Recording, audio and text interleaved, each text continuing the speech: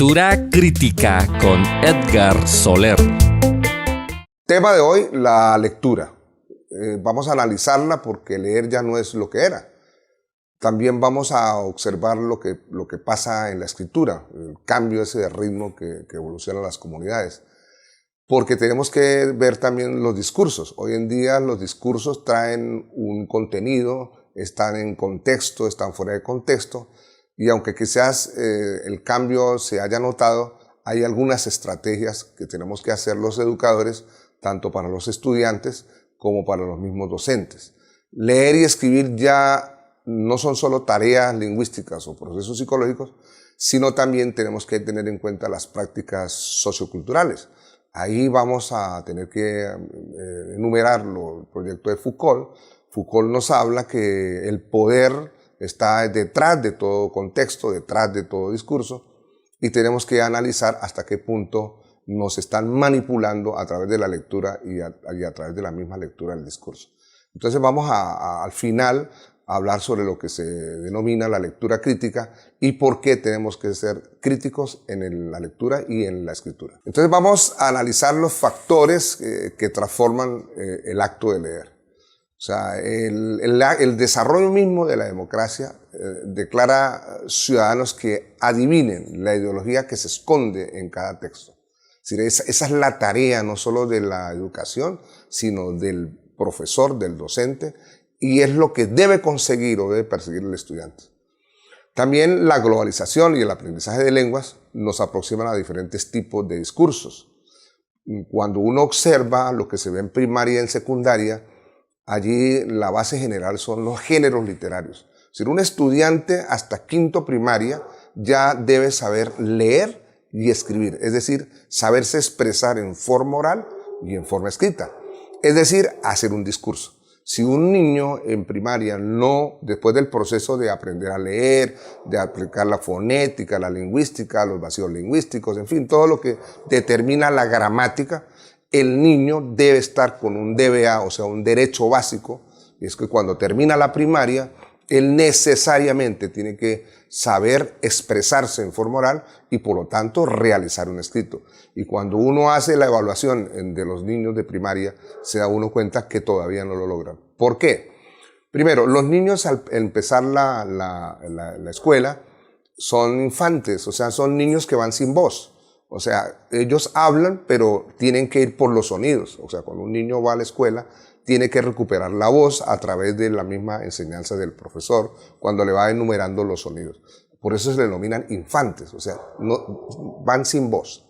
Después son alumnos, uno determina alumnos porque el alumno es sin luz. Entonces el maestro tiene que orientar ese niño que llega sin voz y el que llega sin luz. Entonces uno es como el faro, la guía, para que el niño no solo lea literalmente lo que está escrito, sino lo que está detrás de las líneas. O sea, qué es lo que persigue, cuál es la intención de cada discurso o de cada texto que uno está escogiendo a través de la gramática y a través del plan general que uno hace como maestro. Después el niño o el joven pasa a un intermedio que es el bachillerato, que es como la media, ¿no?, entre la primaria y luego decidirse por una carrera. Entonces ahí se le dicen a estudiantes, o sea que cuando ellos van al conocimiento quedan estupefactos, estudiante quiere decir estupefacto, es decir, que queda como inmerso en una duda y nosotros tenemos que orientarlos a través de una buena realización de lo que es la lectura. Entonces, ¿qué es leer? Leer no es solamente leer lo literal, leer lo gramatical, el texto, sino que tiene que ir mucho más allá del discurso. Es decir, tiene que interpretar, tiene que comprender, tiene que analizar y sobre todo reflexionar. O sea, anteriormente cuando nosotros nacimos o los que estamos en la edad que yo tengo, por ejemplo, nosotros aprendimos a buscar los sonidos, a leer y decíamos, sabe leer, sí, pero no sabe comprender lo que lee. O sea, leíamos, pero no comprendíamos. Hoy en día, con el avance de la técnica, ahora la lectura es muy distinta, porque la lectura que hoy en día se hace es lectura lineal. O sea, lineal, ¿qué quiere decir? Pues a través de pantallas, a través de formatos digitales, O sea, ya uno tiene que leer y escribir, no solamente en forma escrita, sino en forma digital. Y entonces tenemos que preparar a estas nuevas generaciones para ver cómo llevan las herramientas necesarias para poder culminar con éxito eso. Bueno, frente a los maestros tenemos que conocer entonces los enfoques para uno saber leer y para saber comprender. No basta con que uno diga leer, vamos a que ellos deletreen o sepan la organización de todas las palabras que al final dan una oración que en la sumatoria de todo ese discurso da la comprensión de un texto. No basta con eso, sino que el niño, el maestro, sobre todo el profesor, tiene que conocer la metodología sobre el enfoque. Entonces, el primer enfoque que el maestro debe conocer, como en cualquier competencia que uno desarrolla en la vida, es saber las categorías que se manejan dentro de cada área. O sea, un maestro debe conocer qué es un vacío léxico, cuáles son las reglas gramaticales, o sea, qué es la gramática en sí, que es el punto esencial para uno poder entender lo que es un habla, un discurso o un lenguaje. Muchas veces uno tiene un enfrentamiento frente a palabras, es decir, hay palabras que uno no conoce o hay oraciones que le significan a uno algo que no lo ha dicho la otra persona o que uno mismo tampoco lo ha pensado.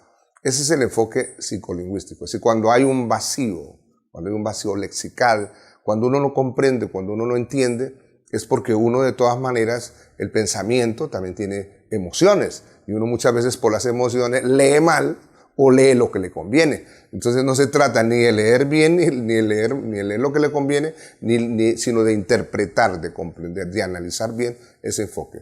Esa concepción psicolingüística es la que nos habla de los procesos cognitivos para uno poder llegar a un enfoque funcional. Y el tercer enfoque que los maestros tienen que manejar, y es el más importante para parafrasear un poco a los requisitos de la competencia, para que una persona sea competente tiene que manejar categorías. Es decir, eso es lo que nosotros denominamos la epistemología, ¿no? La epistemis es como la esencia, la base, como la columna vertebral de nosotros, los huesos, ¿no? Sin eso no se puede hablar, sin categorías no se puede hablar. Entonces, para uno ser competente tiene que manejar esa parte. Tiene que manejar la competencia psicolingüística, que es de la que estamos hablando. Es decir, que no todos los discursos que uno habla los va a comprender al sitio donde uno va. O sea, que uno tiene que adaptarse a los discursos. Por ejemplo, si uno conoce a una persona que maneja una parte musical, él también tiene que adaptarse sus canciones, lo que va a interpretar con sus músicos, al campesinado, al sitio, a la vereda donde él vaya. O sea, él tiene que adaptarse, no quiere decir con eso que no toque lo que a él le guste, sino que también tiene que adaptarse a la gente que tiene al lado. Entonces, ese discurso es es fundamental, pero para ser competente también se necesita el requerimiento comunicativo. Si tú puedes conocer mucho, tener bastante conocimiento, pero si no elaboras un discurso que convenza, entonces de nada sirve. Y es adaptarse muy bien, tener muy buenas categorías, requerimiento epistemológico, tener conocimiento cognitivo, que no es lo mismo, porque lo cognitivo no es igual a lo cognoscitivo. Lo cognitivo es como tú atrapas el conocimiento, es decir, es como el inventario de lo que uno tiene, ¿no? Y lo otro es la parte de la psicología, o sea, todos los movimientos que hacen en el cerebro para uno apretar ese conocimiento. Entonces, cuando vayamos a esos discursos, sobre todo a la parte de pedagogía a los profesores, nosotros queremos decir en este enfoque que son necesarios conocerlos, los enfoques esto. El maestro debe conocer esas categorías para ser competente. Sin embargo, tenemos que reconocer que hay 3 planos de lectura. Es decir, las líneas, que es cuando uno comprende el significado literal. Y aquí quiero detenerme porque hoy precisamente están evaluando a los estudiantes para adquirir, para pasar a hacer un trabajo pedagógico, así que los nombren. Las pruebas saber o las pruebas del Estado tienen como función manejar estos 3 enfoques. El literal, o sea, la suma de los significados, o sea, la parte semántica de todas las palabras, para que el niño, o el joven, por ejemplo, estudiante, las relacione y tenga una idea de qué es de qué está hablando esa parte literal.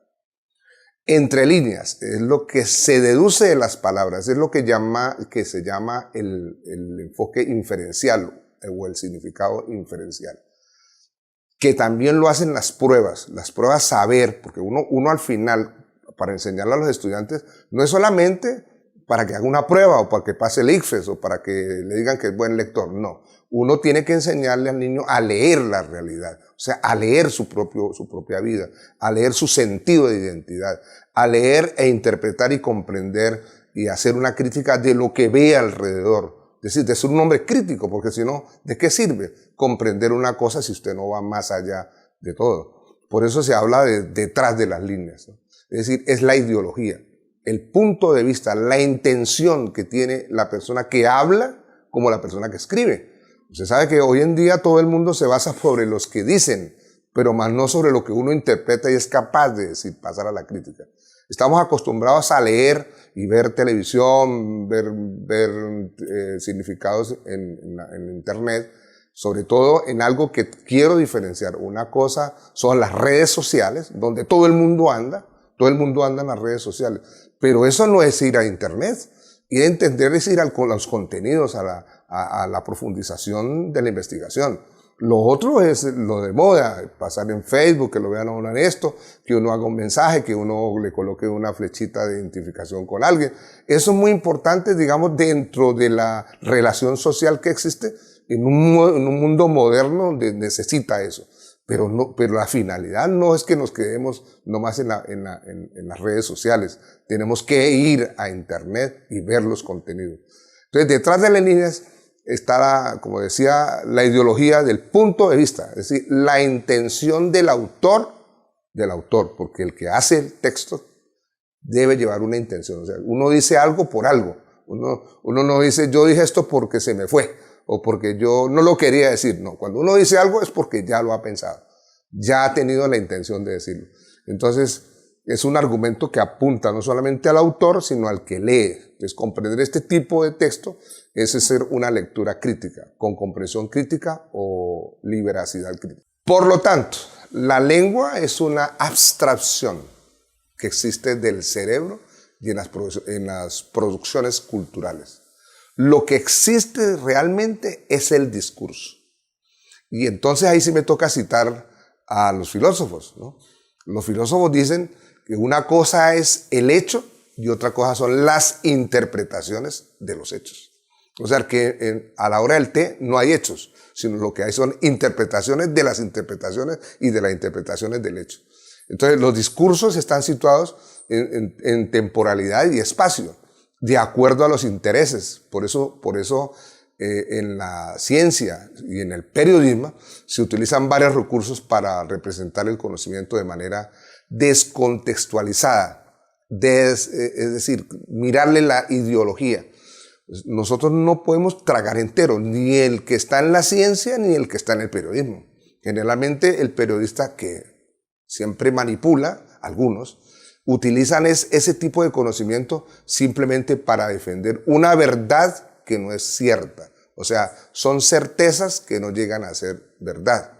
Porque dicho sea de paso, uno tiene que deconstruir sobre lo construido. No es simplemente repetir lo repetido, sino que uno, sobre la base de lo que está pasando, empezará a deconstruir. Es decir, ¿por qué esto? ¿Por qué aquello? ¿Por qué lo otro? O sea, con argumentos. Entonces, si necesitamos una mirada crítica, es porque hay discursos tendenciosos y porque algunos medios están controlados, o porque algunas instituciones, sobre todo las universidades y la mayoría de las escuelas públicas, llevan un sesgo muy conservador, una cosa donde usted le van delineando lo que usted tiene que decir, pero uno en la cátedra se sale, ¿no? Porque uno dice, no, siempre como hay un sesgo y hay una ideología de intereses, pues yo pongo mi interés, o sea, de volver crítico a mis estudiantes, de mirar la realidad. O sea, porque para cada texto hay varias interpretaciones, varios significados, varios conocimientos previos. Cada interpretación individual, en cierta manera, constituye un porcentaje de la verdad. O sea, uno no siempre puede creerle al que diga. O sea, tiene parte de la verdad, pero la verdad es la suma de las verdades que uno va interpretando. O sea, uno no puede creer que porque alguien lo dijo ya está ya está hecho. O sea, partimos también en filosofía de que absoluto, pues Dios, ¿no? Todo será relativo. Es decir, esas varias maneras de interpretación o de poder acceder a las diferentes personas en diferentes textos es lo que hace la lectura crítica. Nos encontramos, en efecto, ahora con un problema radical de los maestros de unas generaciones anteriores con unas nuevas generaciones. Es decir, nosotros somos generaciones que no somos Google, no somos Internet, somos más bien de paso a paso, lentos, tenemos dificultad para mover cacharritos digitales que los niños manejan a los 5 años, a los 4 años, y ese tipo de generación es la que llega al colegio. Entonces hay una mezcla de generaciones de hace 2 siglos, con conocimiento de hace 2 siglos, y con una generación nueva, moderna, rápida, fugaz, que eso va rápido. Ellos leen en línea, leen rápido, son capaces de saltar de un lugar a otro. Es decir, uno queda atónito, estupefacto, queda como estudiante, ¿no? Y sin embargo, ¿qué es lo que hay que hacer? Pues en el aula, que es donde se genera el conocimiento, en esas 4 paredes cuando uno llega y ahí está irradiándose el conocimiento, la única manera que yo veo es tender el puente con los que saben digitalmente, los que están más adaptados a la generación Google y nosotros que intentamos, ¿no?, como competir con ellos en ese asunto donde ellos son más rápidos. Me acuerdo entonces a Paulo Freire, que él decía que la comprensión que se alcanza a través de la lectura crítica implica percibir la relación que existe entre el texto y el contexto. Es decir, tenemos que tender puentes con los estudiantes. La única forma de aprender ya con los estudiantes es que uno dialoga con ellos, porque, como vuelvo y lo digo, en Internet están todos los contenidos. O sea, ¿de qué sirve llegar un maestro a hablar de la Revolución Francesa o de quién tiró la primera guerra, la bomba atómica y dónde sucedió? Cuando el niño a un clic llega y saca bomba atómica y sale todo, radioactividad. O sea, maneja muy bien de un momento a otro un conocimiento que a uno le costaba porque tenía que ir a bibliotecas, con libros pesados, trabajar hasta tarde. Hoy en día a 2, 3 clics y el niño está con el conocimiento ahí. Lo mismo para los idiomas y para el español. Los idiomas hay portales y hay cosas donde el niño, si él se lo propone, él solo aprende con la ayuda, la orientación del maestro. Porque el maestro lo que tiene es que ponerse a tono con lo nuevo, con esta generación rápida, con esta revolución que revolucionó todo. Es decir, no es derrotar o destruir lo pasado, sino es lo que yo llamo deconstruir con eso pasado y lo nuevo, y hacer una nueva plataforma de ideas, de diálogos, de orientación, y de esta manera yo creo que la educación podrá progresar, porque tenemos que preparar a los estudiantes para las nuevas formas de lectura y las nuevas formas de relación a través del escrito. Ya la gente muy poco compra libros, los lee. Con esto no quiero decir que los editoriales o el papel no sirvan. El papel continúa para las generaciones viejas y para aquellos jóvenes que quieran también tener su libro y leerlo, ya que lo leyó por vía de internet, pues pesarlo, saborearlo, disfrutarlo como hicimos nosotros, ¿no? Yo creo que esa combinación de lo moderno con lo tradicional y con lo conservador que a veces señala como tal, yo creo que deconstruyéndolo y analizando las teorías de Foucault y de Nietzsche, cuando Nietzsche dice que no es el hecho sino la interpretación, y cuando Foucault dice que detrás de todo discurso está un poder que hay que mirarlo y hay que verlo, yo creo que nosotros vamos en una buena orientación. Y con los nuevos de Derrida, Jean Derrida, que habla el francés, que habla que no solamente es leer cosas, sino que también hay que deconstruir con alumnos y con instituciones. Creo que este es el mensaje y el epílogo que yo quería dejar como un aporte a que la lectura crítica es fundamental. Sin lectura crítica, pero sin saber qué es lectura, sin tener todos los pasos, porque la lectura es un proceso, y los procesos, como todo, tienen que darse. Uno no puede saltar, usted no llega primero y pasa quinto. Tiene que llevar un proceso de segundo, tercero, cuarto, quinto, luego intermedio, universidad, y prepararse para lo más importante, la vida. Porque nosotros tenemos que prepararnos en la vida es para ser felices. Hola amigos, ¿qué tal? Soy Edgar Soler Peñalosa, licenciado en idiomas en el área de la lingüística, y los quiero invitar cordialmente a nuestros programas de YouTube en la lectura crítica. Los espero. Lectura crítica con Edgar Soler.